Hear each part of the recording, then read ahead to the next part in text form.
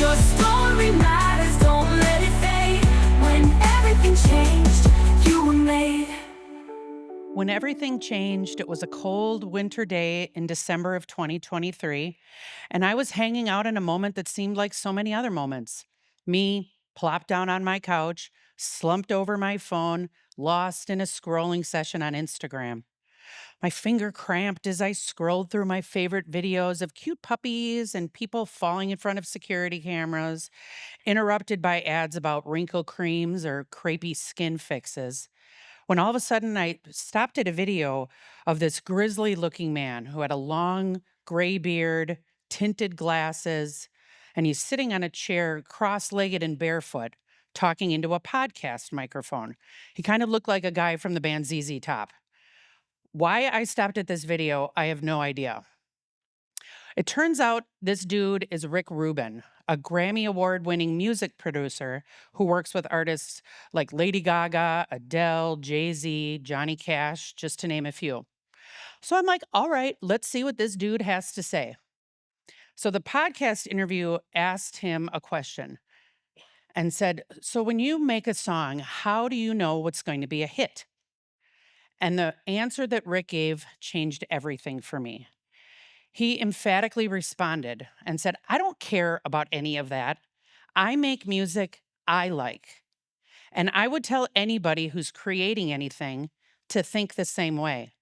Don't worry about what they want or what they like or what's hot or what's not. You focus on what you want and what you like. And I was like, duh, why didn't I think of that? And you're probably wondering, okay, why was this such a big pivotal moment for you? So let me go back a little bit and explain. I'm going to rewind to about 12 years ago when I was spending the afternoon with my dear friend Jessica. She had invited me over because she was being trained on a new prayer technique called theophostic prayer, which focuses on God healing the pain of past experiences. So when she told me about it, I jumped at the chance because I'm all about healing. And I mean, painful past experiences. I've got a lot. Let's do this. So we cuddled up on the couch, and as the sun broke through the curtains, we got started. Jessica began with one question. Can you recall and share a painful moment from your childhood? And I got a smirk on my face and I was like, sure. Do you want me to go alphabetical, chronological? Using humor as a deflection is one of my superpowers. And Jessica just looked at me with her sweet smile. And I was like, all right, that's not going to work here. So let me get serious and think of something. So I started going through my woe is me top hits. And all of a sudden, this repressed memory came out of the corner of my mind. And up until that point, I had completely forgotten about it. So I closed my eyes and I kind of felt myself going back in time, kind of like when you're having a dream and you're experiencing it, but you're also watching it. So as the memory started coming back, the tears started flowing, and I got that weird lump in your throat that you get right before you start sobbing. So Jessica grabbed my hands and I began to tell the story. It happened when I was in elementary school, probably fourth or fifth grade. I was hanging out at my house, chilling out on the back porch with my friend, when all of a sudden the house phone rang, a house phone with a cord. So I had to get up and go into the house because that's what you used to have to do when you had to answer a phone call. So I picked up the phone and it was my sister on the other line, sounded super stressed. And she's like, you have to get ready. I'm coming over right now. Something happened to mom. And that's all she would say. So I hang up the phone, and it's like nothing like a good panic to get your adrenaline rushing. But I was kind of used to it because there was always something going on with my family. My mom lived with multiple sclerosis and coped with alcohol. So there was usually something going on there. My sister was a bit of a troublemaker, and so there was some kind of nonsense happening pretty regularly. So I thought, all right, here we go again.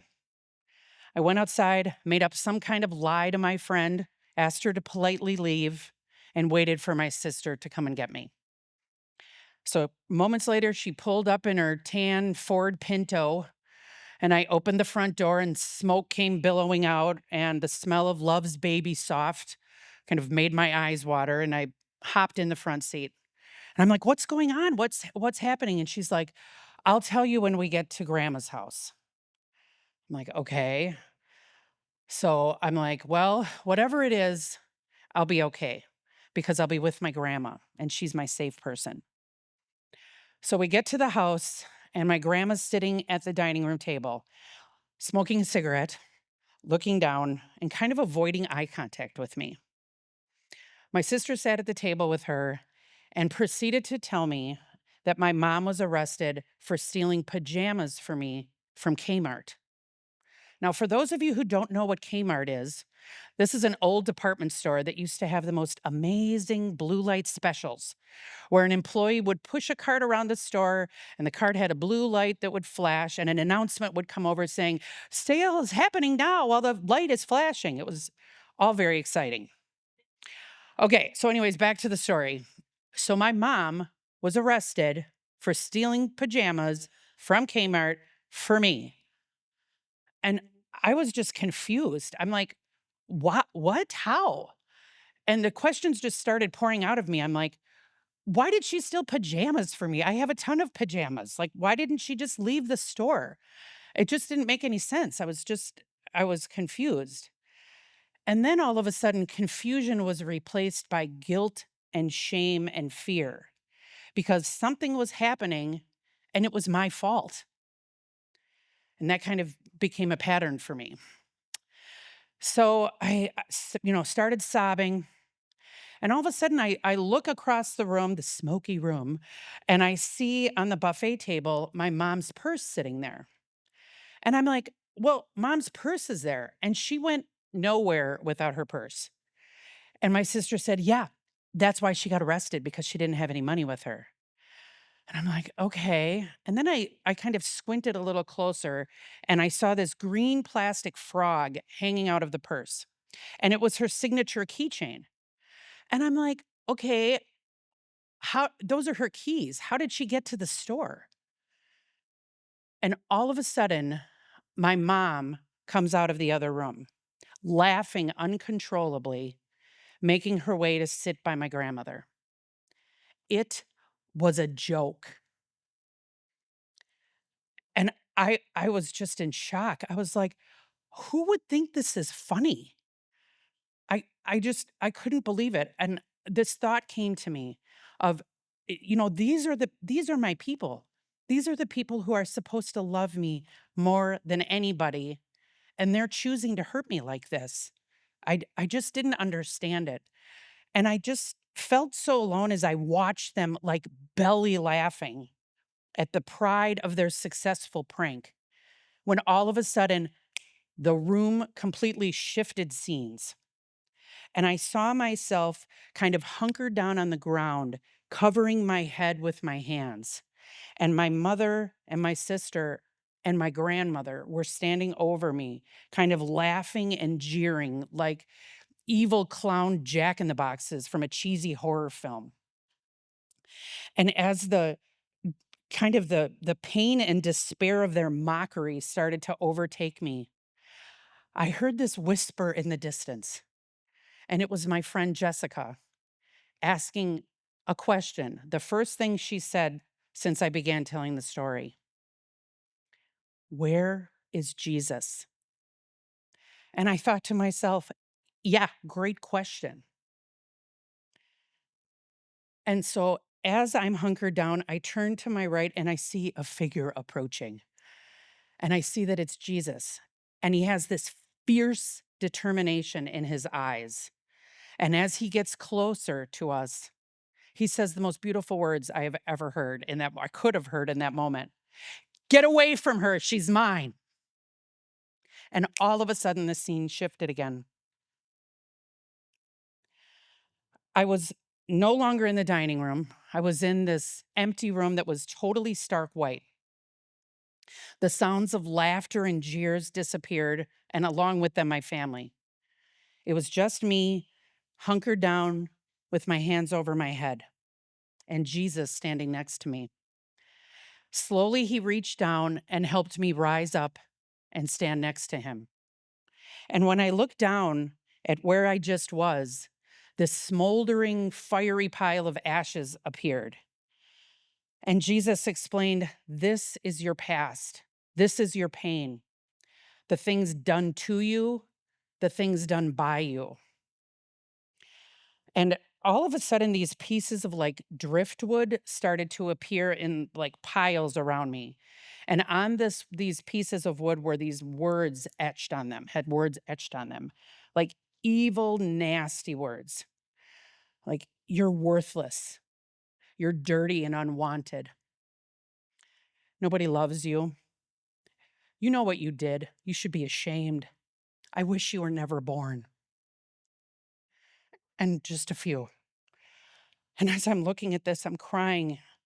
And Jesus said, "These are the lies that you have believed for far too long, and they must be destroyed, and those who uttered them must be forgiven."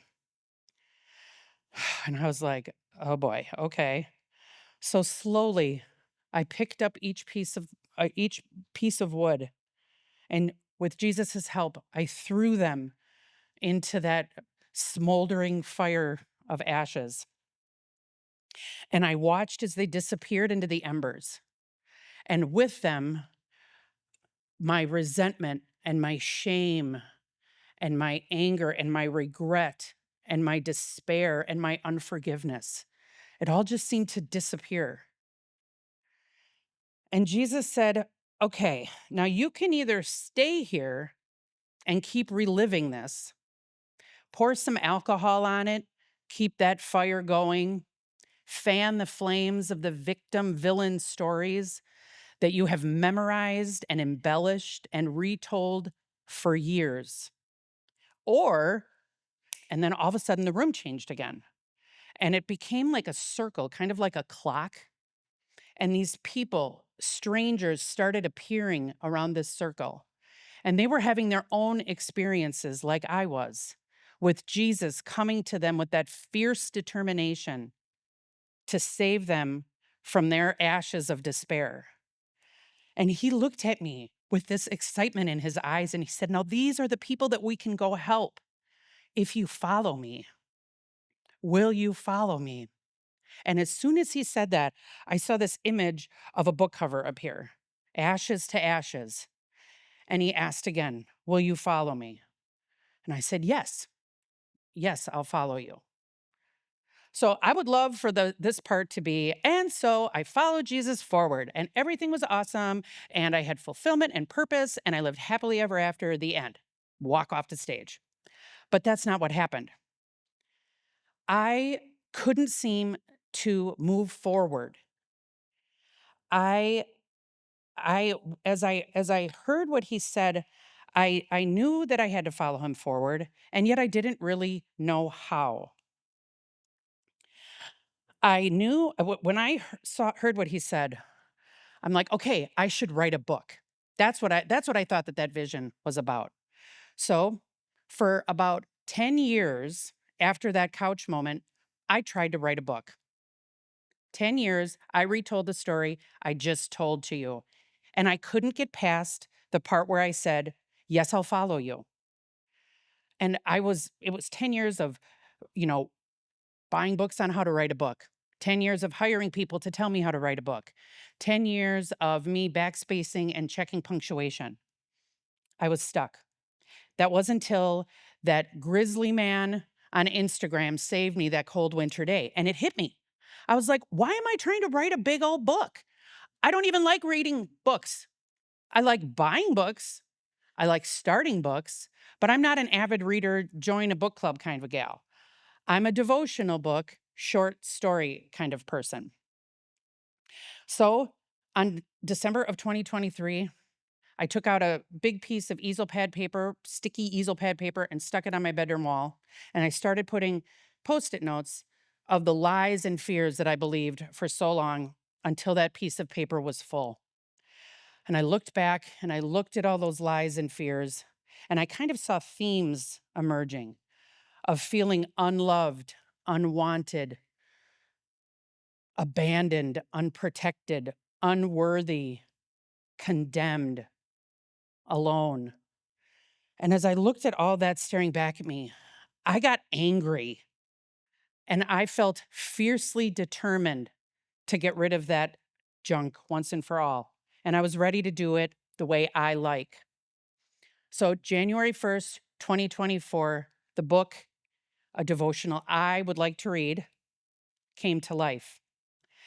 And the title transformed into Journey from the Ashes. And I watched as Jesus canceled out all of those lies I saw staring back at me and transformed them into truths and love that would become monthly themes for the book. Truth that I am enough, I am loved, I am forgiven, I am worthy, I am protected, I am redeemed, I am grateful, I am beloved. And it was wonderful because I decided to listen to that grizzly guy's advice and do something the way I like. So I thought I'm going to share this stuff. I put it on my website and I shared it on social media. And what happened was nothing short of amazing. People would reach out to me and be like, "Dude, are you stalking me? How do you know that that's what I needed to hear today?" They felt seen.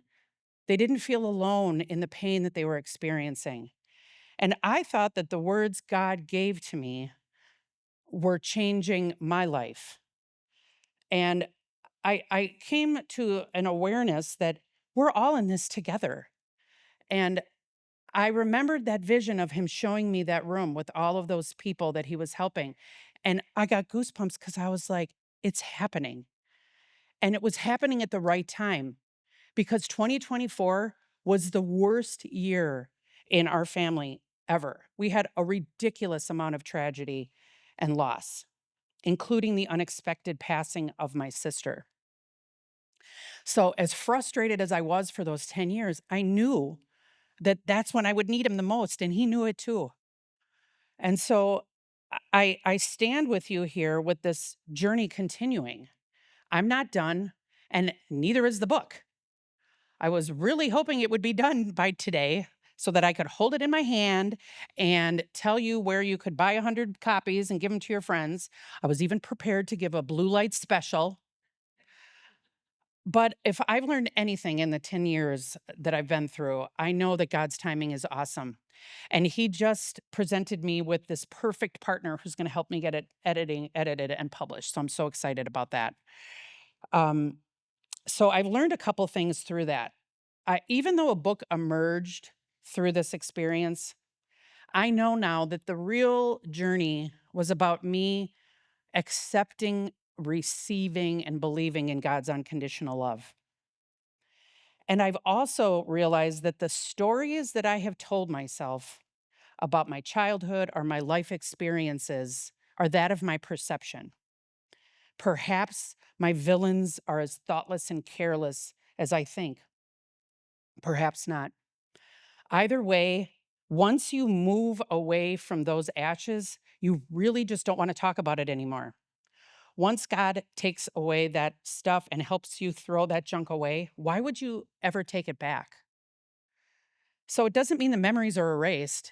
It's just that the victims and the villains are transformed into something altogether different. The things done to me, the things done by me, I know that God can redeem every single one of those and turn them into something beautiful from the ashes. So I stand before you today on my mother's birthday of all days, and I can feel her with me, and I can feel my sister and my grandmother. And we stand before you, restored, forgiven, redeemed, and oh so very loved. So if you find yourself stuck like I was, or frustrated by the expectations or shouldings of other people, I encourage you, don't give up, don't give in. God is fiercely determined to help you move forward. and he is going to keep chasing after you and show himself to you, even if it's through a grizzly Grammy award winning music producer on an Instagram post. So may you follow God forward so that you too can rise up and stand with us, knowing and believing that you are restored, forgiven, redeemed, and oh so very loved. Thank you. Your story matters, don't let it fade. When everything changes